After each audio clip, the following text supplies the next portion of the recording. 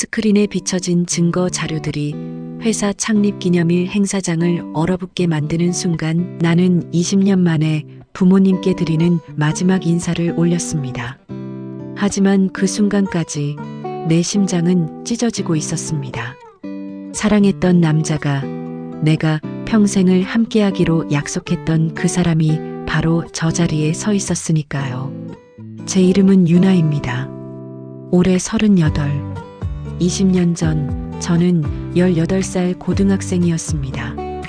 그날도 평범한 아침이었어요. 아빠는 면도를 하시며 휘파람을 부시고 엄마는 아침상을 차리시며 제게 늦지 말라고 잔소리를 하셨죠. 유나야, 오늘 저녁엔 내가 좋아하는 갈비찜 해줄게. 그게 엄마가 제게 남긴 마지막 말씀이셨습니다. 오후 3시 47분. 학교에서 전화를 받았을 때 저는 제 인생이 그 순간 멈췄다는 걸 알았습니다. 부모님이 탄 차가 터널 입구에서 대형 트럭과 충돌했다고 했어요. 현장에서 두 분 모두 즉사. 경찰은 졸음운전 사고라고 결론 내렸습니다. 트럭 운전사는 피로로 인한 졸음운전을 인정했고 합의금을 주겠다며 대리인이 저를 찾아왔죠. 20살도 안 된 제가 무엇을 할 수 있었겠습니까? 하지만 이상했어요. 아빠는 평소 조심스러운 분이셨습니다. 절대 과속을 하지 않으셨고 안전벨트는 필수였죠. 그런 아빠가, 그것도 엄마와 함께 계시던 차에서 그렇게 허무하게 돌아가신다는 게 믿기지 않았어요. 주변 어른들은 말했습니다. 운명이야. 받아들여야지. 젊은 내가 이제 씩씩하게 살아야 해. 그래서 저는 받아들였습니다. 고아가 된 저는 이모 집에서 얹혀 살며 대학을 졸업했습니다. 경영학을 전공했죠. 평범하게 취직하고 평범하게 결혼해서 평범하게 살고 싶었습니다. 부모님 없이도 잘 살 수 있다는 걸 보여드리고 싶었어요. 그리고 6년 전 저는 태양개발이라는 중견 건설회사에 신입사원으로 입사했습니다. 면접 때 저를 본 상무님은 날카로운 눈빛으로 제 이력서를 훑어보셨어요. 32살 강도현. 회사 창립자의 둘째 아들이자 젊은 나이에 실무를 총괄하는 실세였죠. 유나 씨, 왜 우리 회사에 지원했나요? 안정적인 중견기업에서 오래 일하고 싶어서입니다. 화려한 것보다 단단한 것을 좋아합니다. 그는 희미하게 미소 지었습니다. 좋아요. 그런 사람이 필요했어요. 합격 통보를 받았을 때 저는 새로운 시작이라고 생각했습니다. 이제 제대로 된 직장인으로, 어른으로 살아갈 수 있다고요. 도현 상무님은 차갑고 완벽주의자였지만 공정했습니다. 실수를 용납하지 않았지만 노력하는 사람은 반드시 인정해 주셨죠. 저는 그분 밑에서 일하며 많은 걸 배웠습니다. 밤늦게까지 남아 프로젝트를 정리하던 어느 날 그가 커피를 건네며 말했습니다. 유나 씨, 고생 많아요. 근데 왜 이렇게까지 열심히 해요? 제가 할 수 있는 게 일밖에 없어서요. 그날 밤 우리는 처음으로 업무가 아닌 이야기를 나눴습니다. 가족이 없다는 것, 혼자 살아남기 위해 어떻게 버텼는지. 그는 조용히 들어주었고 저는 그의 침묵이 위로가 되었습니다. 저도 가족이라는 게 항상 축복만은 아니더라고요. 그의 말에는 깊은 상처가 묻어 있었습니다. 그때 저는 몰랐죠. 그 상처의 뿌리가 어디서 왔는지. 우리는 천천히 가까워졌습니다. 회사에서는 철저하게 상사와 직원이었지만 퇴근 후엔 서로의 이야기를 나누는 사람이 되었죠. 그는 재벌 2세답지 않게 소박했고 진심으로 회사를 키우고 싶어하는 사람이었습니다. 유나 씨는 제게 처음으로 솔직한 사람이에요. 제 지위나 돈이 아니라 저를 봐주는 것 같아서 편해요. 그의 고백을 들었을 때 제 마음도 이미 기울어 있었습니다. 1년 반의 연애 끝에 우리는 결혼했습니다. 시댁에서는 처음에 반대했어요. 집안 배경도 없는 평범한 직원과 결혼하다니. 하지만 도연은 단호했습니다. 유나가 아니면 결혼 안 합니다. 시아버지 강철민 회장은 결국 허락했고 우리는 소박하지만 따뜻한 결혼식을 올렸습니다. 저는 그날 정말 행복했습니다. 드디어 혼자가 아니게 된 것 같았으니까요. 결혼 후에도 저는 회사에 다녔습니다. 도연과는 다른 부서에 배치되어 업무적으로는 거의 마주치지 않았죠. 동료들은 제가 사장 며느리라는 걸 알면서도 일을 열심히 하는 모습을 보고 점차 인정해 주었습니다. 유나 씨는 정말 특이해요. 편하게 살 수도 있는데 왜 이렇게 열심히 일해요? 일하는 게 좋거든요. 그리고 제 가치를 스스로 증명하고 싶어요. 결혼 4년 차, 저는 기획관리팀으로 부서를 옮겼습니다. 그리고 그해 가을, 팀장님이 저를 부르셨습니다. 유나 씨, 이번에 옛날 자료 정리 좀 맡아줄래요? 지하 창고에 90년대 후반부터 2000년대 초반 서류들이 정리 안 되고 쌓여 있는데 디지털화 작업을 해야 해서요. 단순한 정리 업무였습니다. 먼지 쌓인 서류들을 분류하고 중요한 건 스캔하고 폐기할 건 목록을 만드는 일. 지하 창고는 오래된 곰팡이 냄새가 났습니다. 형광등이 깜빡거리는 공간에서 저는 박스를 하나씩 열어보기 시작했죠. 계약서, 회계장부, 토지 매입 문서, 민원 기록. 그러다 토지 수용 관련 사건 1999년부터 2005년이라고 적힌 박스를 발견했습니다. 2005년. 그 해에는 저의 부모님이 돌아가신 해였습니다. 심장이 두근거렸습니다. 왠지 모르게 불길한 예감이 들었어요. 손을 떨며 박스를 열었습니다. 두꺼운 파일들이 연도별로 정리되어 있었습니다. 2005년 파일을 꺼냈습니다. 수도권 제2순환도로 건설 프로젝트 토지 수용 반대 민원 처리. 페이지를 넘기는데 익숙한 이름이 보였습니다. 민원인 김영수, 이미선. 제 부모님 이름이었습니다. 저는 그 자리에 주저앉았습니다. 손이 너무 떨려서 서류를 제대로 잡을 수가 없었어요. 문서를 읽어 내려갔습니다. 부모님은 수도권 제2순환도로 건설 예정지 인근의 작은 과수원을 운영하고 계셨습니다. 회사는 그 땅을 수용하려 했고 부모님은 보상금이 터무니없이 낮다며 반대하셨던 거예요. 보상금이요? 우리가 30년 가꾼 땅인데요. 최소 5억은 받아야 다시 시작할 수 있습니다. 민원 기록에 아빠의 절규가 고스란히 적혀 있었습니다. 하지만 회사는 들은 척도 안 했습니다. 오히려 압박을 가하기 시작했죠. 1차 설득 실패 법적 조치 검토. 2차 설득 실패 강경 대응 필요. 최종 검토 특별 처리안 승인. 그리고 마지막 페이지. 2005년 9월 15일자 메모. 사고 처리 완료. 토지 확보됨. 증거인멸 지시. K.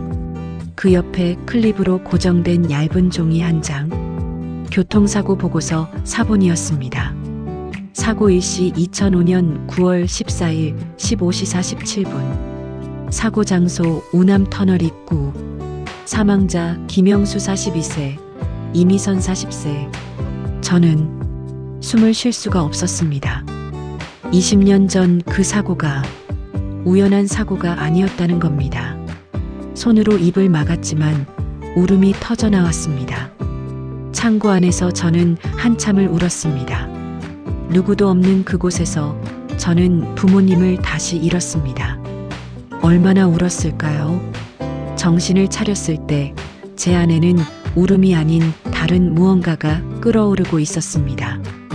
분노, 증오, 그리고 복수. 저는 서류를 다시 정리하며 침착하게 생각했습니다. 이 한 장의 메모만으로는 부족합니다. 더 명확한 증거가 필요해요. 그날부터 저는 낮에는 평범한 며느리, 밤에는 복수를 준비하는 다른 사람이 되었습니다. 회사 서버에 몰래 접속해 20년 전 회계 기록을 찾았습니다. 특별 처리비 명목으로 거액이 지출된 기록이 있었어요. 받은 사람은 당시 토목팀장이었던 서만수. 그는 지금 계열사 이사로 재직 중이었습니다. 오래된 직원들을 조사했습니다. 당시 프로젝트에 참여했던 사람들의 명단을 확보하고 한 명 한 명 접근했죠. 선배님, 혹시 20년 전 수도권 제2순환도로 프로젝트 기억하세요? 아, 그거 힘들었지. 토지 문제로 한 부부가 끝까지 버텨서 난리였어. 그 부부가 어떻게 됐는지 아세요? 사고로 돌아가셨다고 들었어. 그 이후로 토지 문제가 싹 해결됐지. 저는 웃으며 고개를 끄덕였습니다. 속으로는 주먹을 쥐면서요. 6개월간 저는 증거를 모았습니다. 당시 트럭 운전사의 통장 거래 내역 사고 직후 5천만 원 입금, 비자금 장부 20년간 유지된 은폐 자금 흐름, 당시 회의록 반대 세력 제거 필요 회장의 지시사항, 녹취 파일 서만수 이사가 취중에 후배에게 한 말 그때 일은 묻어야 해. 우리 모두 공범이니까. 그리고 가장 결정적인 증거. 시아버지 강철민 회장의 개인 금고에서 찾은 문서. 2005년 토지 수용 프로젝트 최종 보고서 극비. 거기엔 모든 게 적혀 있었습니다. 계획부터 실행, 은폐까지. 부모님의 차량을 미행하고 터널 입구에서 트럭을 충돌시키고 경찰을 매수하고 고아가 된 딸에게 합의금을 주고 입을 막는 과정까지. 토지 수용 반대자 김영숙, 이미선 부부 제거 작전 성공적 완료. 저는 그 문서를 보며 완전히 얼어붙었습니다. 제가 사랑한 남자의 아버지가 제 부모님을 죽인 사람이었습니다. 그날 밤 집에 돌아왔을 때 도연이 반갑게 맞아주었습니다. 여보, 왜 이렇게 늦었어? 걱정했잖아. 일이 좀 밀려서 피곤해 보이네. 오늘은 일찍 자. 그는 제 이마에 키스했습니다. 따뜻한 키스였죠. 하지만 저는 그의 얼굴을 똑바로 볼 수가 없었습니다. 이 사람은 알고 있을까요? 자기 아버지가 제 부모님을 죽였다는 걸. 며칠간 저는 도연을 관찰했습니다. 그는 여전히 다정했고 진심으로 저를 아끼는 것처럼 보였어요. 어느 날 용기를 내어 물었습니다. 여보, 2005년에 회사에서 큰 토지 프로젝트 있었다면서요? 그의 표정이 살짝 굳었습니다. 아, 그거? 그때 나는 대학생이었어. 자세히는 몰라. 혹시 그때 무슨 문제 있었어요? 왜 갑자기 그런 걸 물어? 아니, 옛날 자료 정리하다가 궁금해서. 도연은 한참을 저를 바라보다가 말했습니다. 유나야, 회사 옛날 일은 너무 파고들지 마. 기업이라는 게 깨끗하게만 클 수는 없어. 알면 힘들어질 수도 있어. 그 말이 무슨 뜻인지 정확히 알 수 없었습니다. 그는 진실을 알고 있었을까요? 아니면 짐작만 하고 있었을까요? 어느 쪽이든 그는 제게 말하지 않았습니다. 그 순간 저는 결심했습니다. 혼자서 끝까지 가야겠다고. 회사 창립 기념일이 다가왔습니다. 40주년 기념행사, 협력업체, 주요 거래처, 정치인들까지 모두 초대된 성대한 행사였죠. 저는 행사 준비팀에 자원했습니다. 며느리가 직접 준비한다니 좋네요. 시어머니는 기뻐하셨습니다. 시댁 식구들은 저를 점점 가족으로 받아들이고 있었어요. 도연은 제가 행사에 참여하는 걸 자랑스러워했고요. 우리 유나가 정말 든든해. 행사 당일, 호텔 대연회장은 화려하게 꾸며져 있었습니다. 200명이 넘는 하객들이 모였고 대형 스크린에서는 회사의 40년 역사를 담은 영상이 준비되어 있었습니다. 저는 검은색 드레스를 입고 조용히 무대 옆에 서 있었습니다. 손에는 리모컨이 들려 있었죠. 행사가 시작되었습니다. 사회자의 멘트, 축하 영상, 회장님의 인사말. 태양개발은 지난 40년간 정직과 신뢰를 바탕으로 성장해 왔습니다. 시아버지의 목소리가 울려 퍼졌습니다. 저는 리모컨을 꽉 쥐었습니다. 회장님의 축사가 끝나고 다음 순서는 40년 발자취 영상이었습니다. 하지만 제가 준비한 건 다른 영상이었습니다. 스크린이 암전되었습니다. 그리고 화면이 켜졌습니다. 2005년 9월 14일 한 부부가 교통사고로 사망했습니다. 하객들이 웅성거리기 시작했습니다. 스크린에는 제 부모님의 사진이 떴습니다. 웃고 계신 사진. 제가 가장 좋아하던 사진이었죠. 하지만 그것은 사고가 아니었습니다. 문서들이 하나씩 화면에 떴습니다. 토지 수용 반대 민원서, 회사의 압박 기록, 특별 처리 지시서, 트럭 운전사의 통장 거래 내역, 비자금 장부, 그리고 최종 보고서. 태양개발은 토지를 확보하기 위해 반대하던 부부를 제거했습니다. 연회장이 술렁였습니다. 시아버지의 얼굴이 새하얘졌습니다. 임원들이 벌떡 일어났죠. 지금 뭐 하는 거야? 누가 저 영상을? 하지만 저는 무대 위로 걸어 올라갔습니다. 마이크를 잡았습니다. 제 목소리는 떨리지 않았습니다. 안녕하십니까? 저는 강도현 상무의 아내 유나입니다. 모든 시선이 제게 쏠렸습니다. 그리고 저는 1997년생 김유나입니다. 김영수, 이미선 부부의 딸입니다. 연회장이 완전히 조용해졌습니다. 저는 시아버지를 똑바로 바라보았습니다. 회장님, 당신이 제 부모를 죽였습니다. 뭐라는 거야 지금? 이게 무슨 회개한? 증거는 모두 스크린에 있습니다. 그리고 원본은 이미 검찰에 제출했습니다. 오늘 오후 2시에 말이죠. 시아버지가 비틀거렸습니다. 도연이 무대로 뛰어올랐습니다. 유나야, 이게 무슨 짓이야? 저는 그를 바라보았습니다.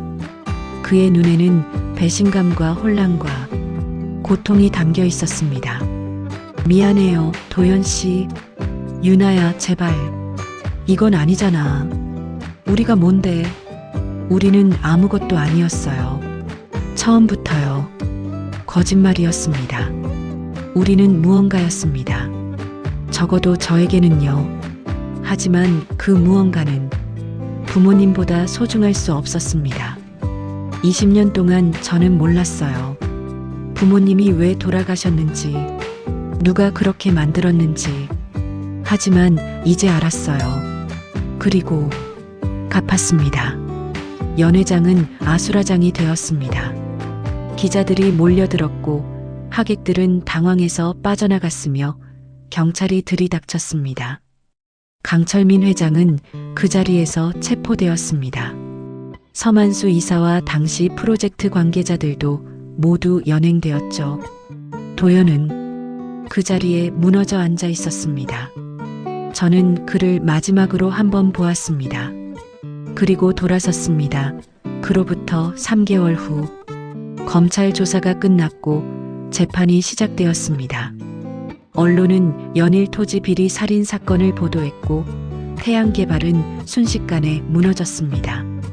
주가는 폭락했고 거래처들은 등을 돌렸으며 회사는 결국 법정 관리에 들어갔습니다. 강철민 회장은 살인교사, 증거인멸, 뇌물공여 등으로 징역 18년을 선고받았습니다. 서만수를 비롯한 공범들도 모두 실형을 받았고요. 당시 트럭 운전사는 이미 5년 전 세상을 떠났지만 그의 가족이 증언에 나서며 사건은 더욱 명확해졌습니다. 저는 이혼 소송을 제기했습니다. 도연은 받아들였습니다. 그는 한마디도 변명하지 않았어요. 마지막으로 만난 날 그가 말했습니다. 유나야, 정말 몰랐어. 아버지가 그런 일을 했다는 거. 알아요. 나도 몰랐었으니까. 사과로 되는 일이 아니란 거 알아. 하지만 그래도 미안해. 정말로. 그의 눈에는 눈물이 고여 있었습니다. 그리고 사랑했어. 진심으로. 저도 알고 있었습니다. 그도 피해자라는 걸, 그도 고통받고 있다는 걸. 하지만 저는 그와 함께할 수 없었습니다. 저도요.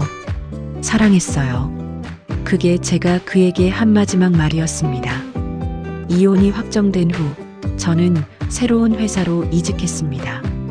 작은 스타트업이었지만 정직하게 일하는 곳이었죠. 부모님 산소에 찾아가 말씀드렸습니다. 엄마, 아빠, 다 끝났어요.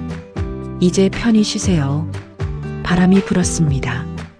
부모님이 저를 그곳으로 가서 우리의 억울한 죽음을 파헤치도록 했다고 마치 부모님이 말씀하시는 것 같았어요. 그날 밤 저는 오랜만에 편히 잠들었습니다. 꿈속에서 부모님이 웃고 계셨습니다. 하지만 가끔, 정말 가끔 퇴근길에 익숙한 뒷모습을 보면 심장이 멎는 것 같습니다. 혹시 도연이 아닐까 하고 커피를 마실 때면 그가 건넸던 따뜻한 아메리카노가 생각납니다. 비 오는 날이면 함께 우산 아래 걸었던 기억이 떠오릅니다. 사랑했습니다. 정말로. 하지만 사랑보다 중요한 것이 있었습니다. 정의, 그리고 부모님. 제 선택이 옳았는지는 모르겠습니다. 하지만 후회하지는 않습니다. 다만 가끔은 그립습니다. 그의 웃음소리. 여보, 오늘 뭐 먹고 싶어? 유나야, 괜찮아? 사랑해. 그 말들이 1년이 지났습니다. 저는 새 회사에서 팀장으로 승진했고 작은 원룸에서 투룸 아파트로 이사했습니다. 이모네 식구들과도 다시 가까워졌죠. 유나야, 정말 대단해. 내가 그렇게 강한 애였는지 몰랐어. 강해서가 아니에요, 이모. 그냥 해야 할 일이었을 뿐이에요. 어느 날 우연히 기사에서 도연의 소식을 봤습니다. 그는 회사를 떠나 작은 사회적 기업에서 일하고 있었습니다. 취약계층을 위한 주거 환경 개선 프로젝트를 진행한다고 했어요. 강도연 전 상무, 속죄하는 마음으로 살겠다. 기사를 읽으며 저는 미소 지었습니다. 아팠지만 그가 새로운 길을 찾은 것 같아 다행이었습니다. 어느 봄날 부모님 산소를 찾아갔을 때 누군가 꽃을 놓고 간 흔적이 있었습니다. 흰 국화 한 다발, 그리고 작은 쪽지. 정말 죄송합니다. 도연. 저는 한참을 그 쪽지를 바라보았습니다. 그리고 조용히 접어서 주머니에 넣었습니다. 언젠가 아주 먼 훗날 우리가 다시 마주친다면 그때는 미소 지으며 인사할 수 있을까요? 원망도 증오도 아닌 그저 안녕하세요, 잘 지내셨어요? 저 정도의 가벼운 인사를. 모르겠습니다. 하지만 지금은 아닙니다. 아직은 너무 아파서 부모님 앞에 앉아 말씀드렸습니다. 엄마, 아빠, 제가 해냈어요. 아빠, 엄마의 억울함을 풀었어요. 그런데 왜 이렇게 마음이 복잡한지 모르겠어요. 사랑했던 사람을 잃은 게 슬픈 건지, 복수를 끝낸 게 허무한 건지, 아니면 이제 진짜로 아빠, 엄마를 보내드려야 해서 무서운 건지. 바람이 불었습니다. 나뭇잎들이 바스락거렸습니다. 그리고 저는 울었습니다. 20년 만에 처음으로 제대로. 복수도 끝났고 정의도 실현됐지만 제 안의 20살 소녀는 여전히 그날의 전화를 기다리고 있었습니다. 유나야, 저녁 먹으러 와. 엄마가 갈비찜 했어. 그 전화는 영원히 오지 않겠죠. 하지만 괜찮습니다. 이제는 앞으로 나아갈 수 있으니까요. 부모님의 딸로서가 아니라, 복수자로서가 아니라, 그냥 김유나로서. 계절은 또 바뀌었습니다. 저는 여전히 출근하고 일하고 퇴근합니다. 가끔 친구들을 만나고 책을 읽고 영화를 봅니다. 그리고 때때로 정말 가끔 도연히 보고 싶을 때가 있습니다.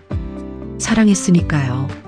미워해도 증오해도 사랑했던 건 사실이니까요. 하지만 그것만으로는 부족했습니다. 사랑은 모든 걸 용서하지 못합니다.